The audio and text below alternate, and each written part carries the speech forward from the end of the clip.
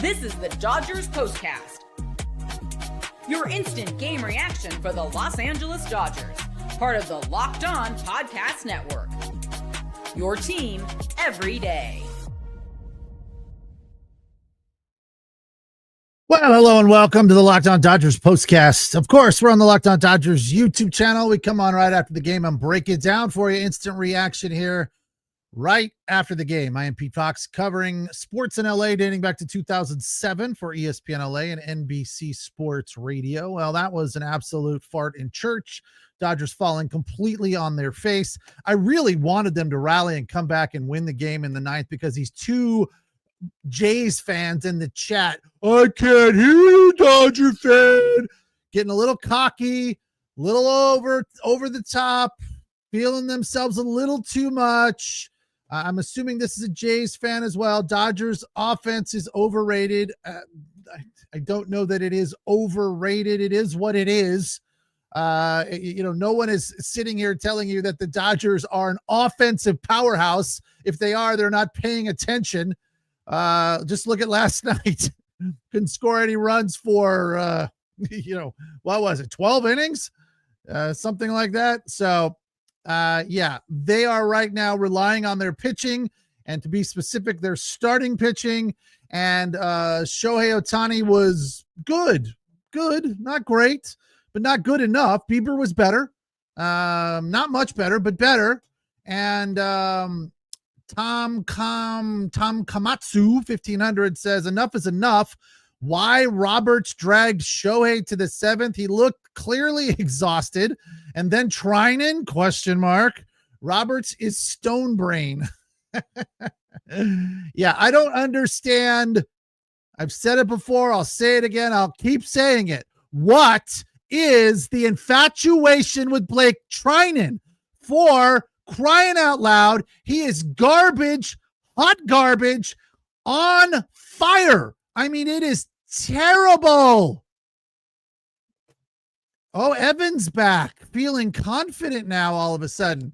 Evan, you are also high. Nobody thought it was going to be easy, except for Good Morning America. Real baseball fans did not ever think this was going to be easy. I will say this, Evan. I thought it was going to be easier after what happened yesterday. I thought it would be tough for the Blue Jays to come back and do what they did tonight. This was a gargantuan, enormous failure for the Dodgers. This was falling 100% flat on your face, ass over tea kettle. I feel like the Dodgers at times get caught up in their own hype.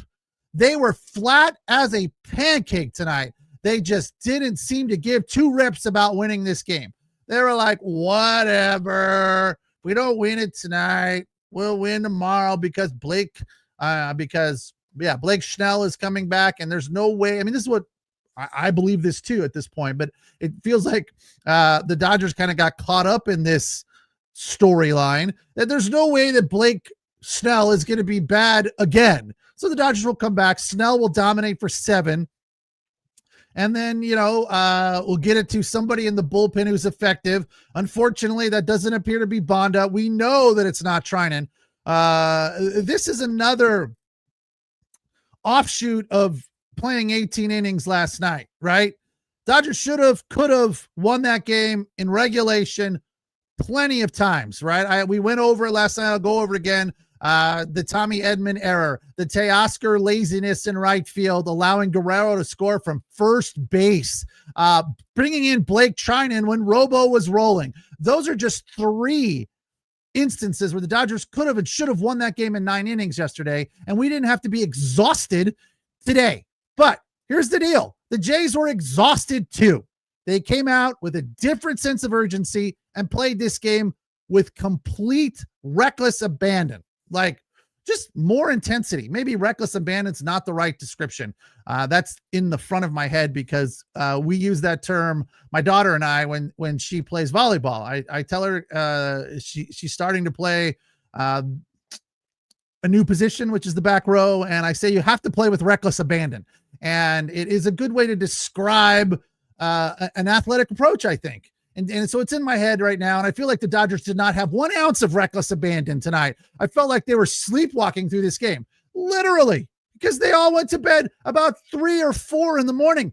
Freddie Freeman says he took 3 2-hour naps before the game. I mean, that is tough. But look, the Jays are on the road. They came out and got it done. Yes, Gregory, I don't understand this one either. What is the deal with running Pajes out there? He's 4 for 50. 4 for 50.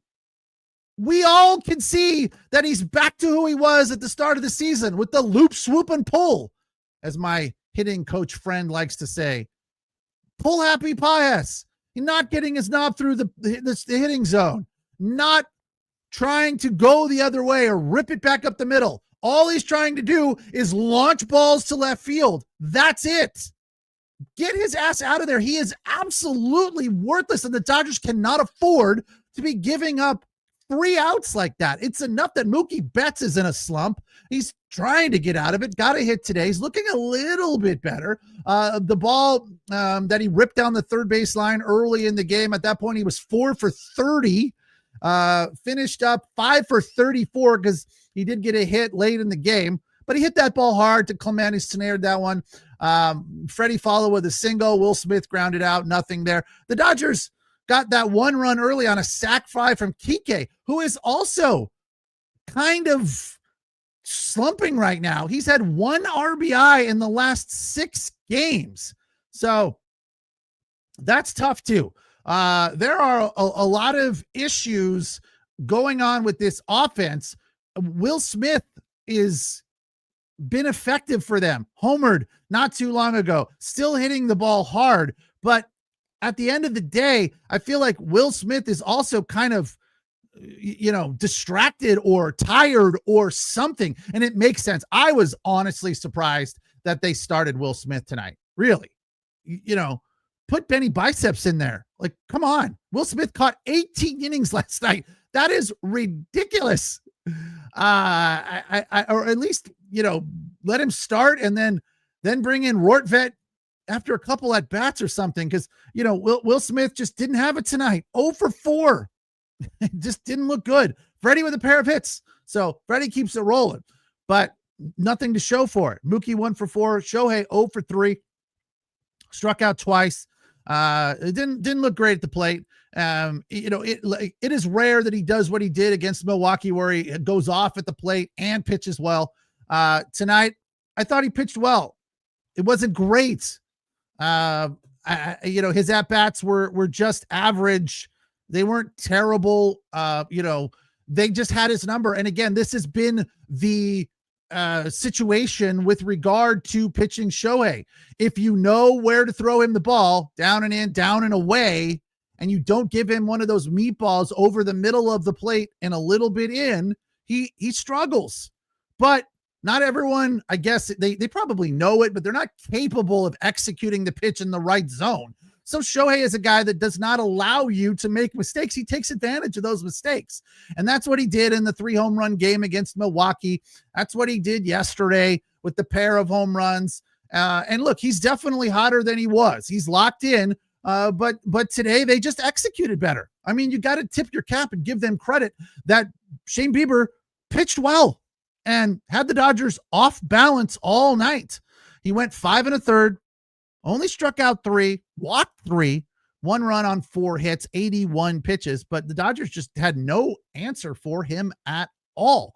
Completely lifeless. Bringing the heat. VBC says tonight was vintage shoestring salami. Good enough to win. I have seen this Dodger game 1,000 times. I turned it off when it was 2-1 in the 4th. I don't know what shoestring salami is, but I kind of like it. Shoestring salami. I'm not familiar with that baseball term there, bringing the heat VBC. But the fact is that, yes, the Dodgers, like, this is, to me, the worst possible scenario coming off of last night's game. Yeah, I know the series is level at 2 games apiece. The Jays have now regained home field advantage. Tomorrow, the Dodgers need a win. I feel like that is a must win. I don't say that very often. That is a must win for them tomorrow night. With Blake Snell on the mound, they have to go out and win. I don't care if it's 2-1, 1-0, whatever. They have to win tomorrow. Shoestring Salami is Ohtani's nickname. Okay. Haven't heard that one. So thanks for sharing. That's a new one for me. Shoestring Salami. Okay. Did you make that up, Bring the Heat? Or is that widely known that Shoestring Salami is Ohtani's nickname?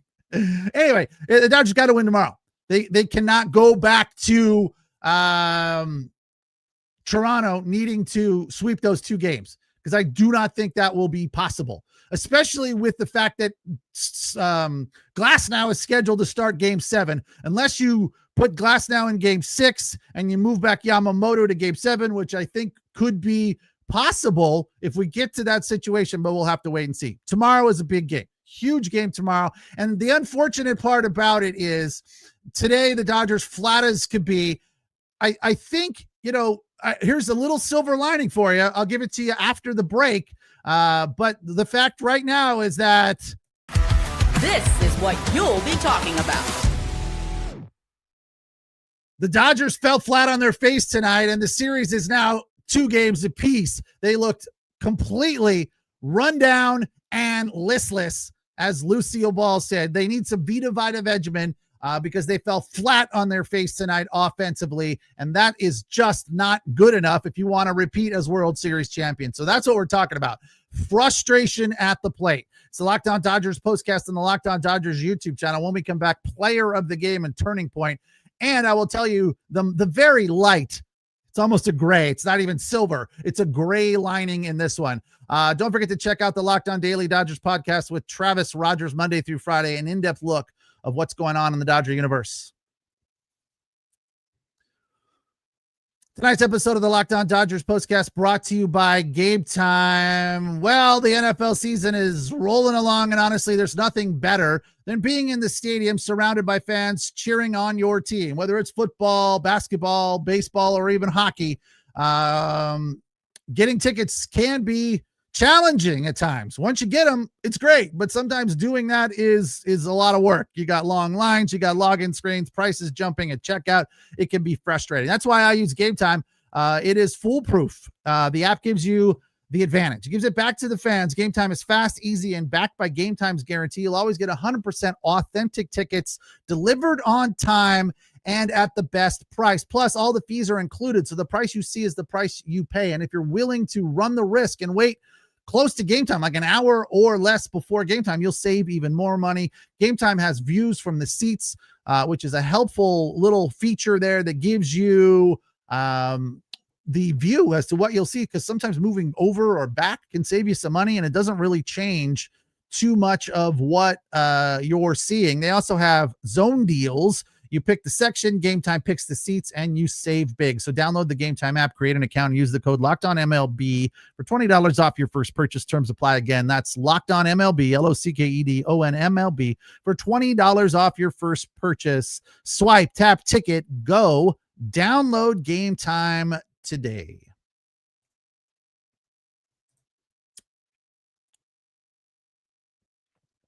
Dodgers don't bring any sort of intensity to this one tonight, and they lose 6-2. They scored 1.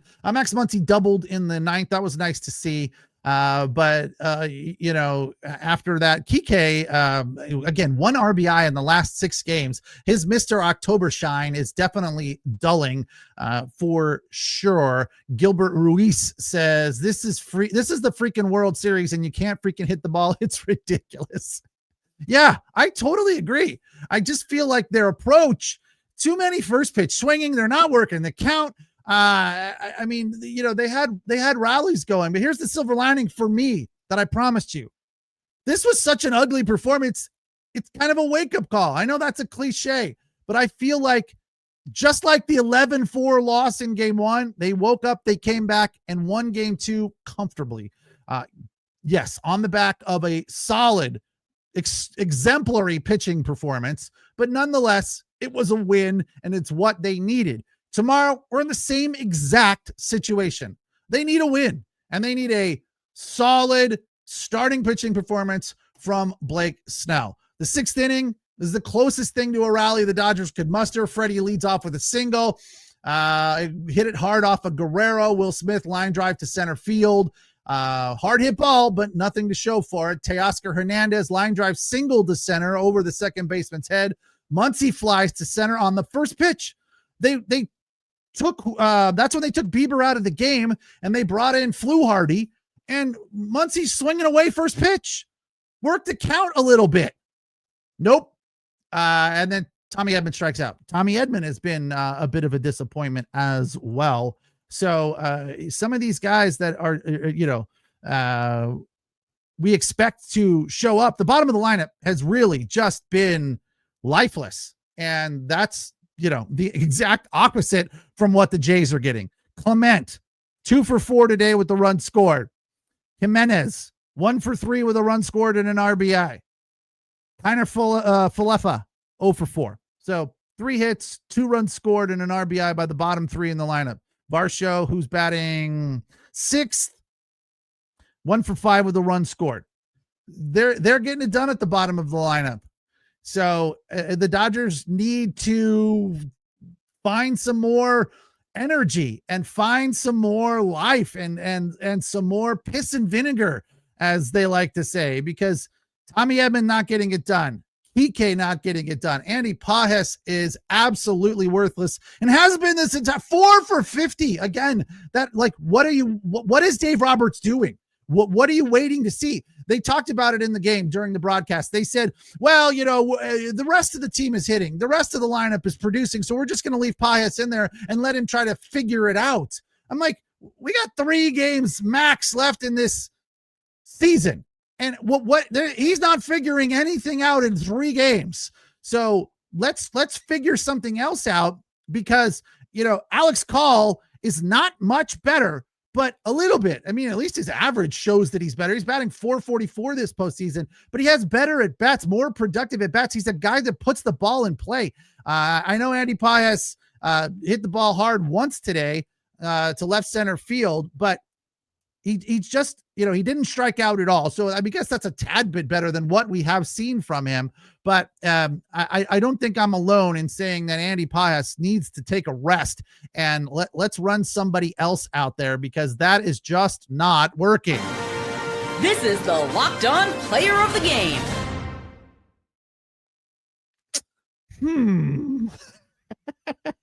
Well, Kike, no, he had an RBI, but it was on a sac fly. Freddie, a couple of hits. Shohei looked good on the mound.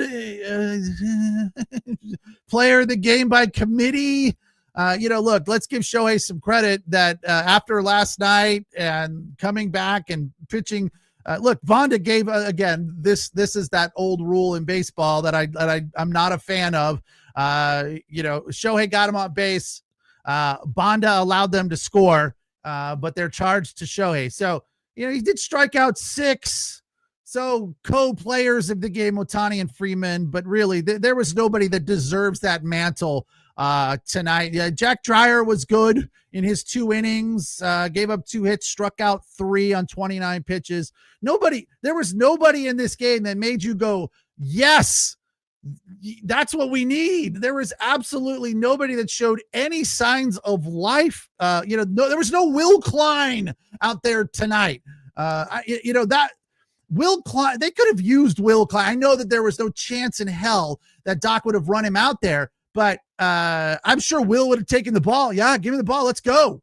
It was really just a boring, dull, uninteresting game to watch.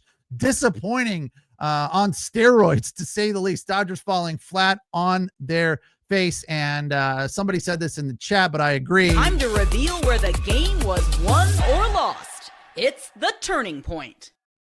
Really, the only obviously bad pitch that Shohei threw up and into Guerrero. He hit it for a home run to left field. And then at that point, we were like, it was still early. That was the 3rd inning. And we got plenty of time to go here, but it turned out to be the turning point of this game. The Dodgers could not muster any sort of offensive effort or challenge after that. So again, the one thing that I hope they take away from this game is that they can't afford to do it again. They cannot afford to come out with this same sort of energy tomorrow night. If they do, the series is over. I don't say must win often, but I'm saying it now. Tomorrow night is a must win for the Dodgers because they do not stand a chance in hell of going to Toronto and winning 2 games at Rogers Center. Trey Yasavich will go for Toronto, the game 1 starter, who the Dodgers struggled with a little bit, but they got to him. It's not impossible. He does have that very unique release point. He's a very tall dude, 6'4", but throws way over the top, and it looks like it's coming at you from 7'4" or something to that effect. Friday, he went 4 innings, gave up 2 runs on 4 hits, struck out 5 and walked 3. So the Dodgers can get to him. He's not unhittable. He's still a rookie. He still started this season in A-ball. What he is going through this season is remarkable and unheard of, but the lights are shining brighter as this series goes on, and that's tough for a rookie. So the Dodgers need to exploit that, and Blake Snell needs to come out and put this team on his back and shut down this Jays offense. There is no 2 ways about it, and no ifs, ands, or buts. First pitch at 5 o'clock. We'll be here to break it down when it is over. It's a Locked On Dodgers postcast on the Locked On Dodgers YouTube channel.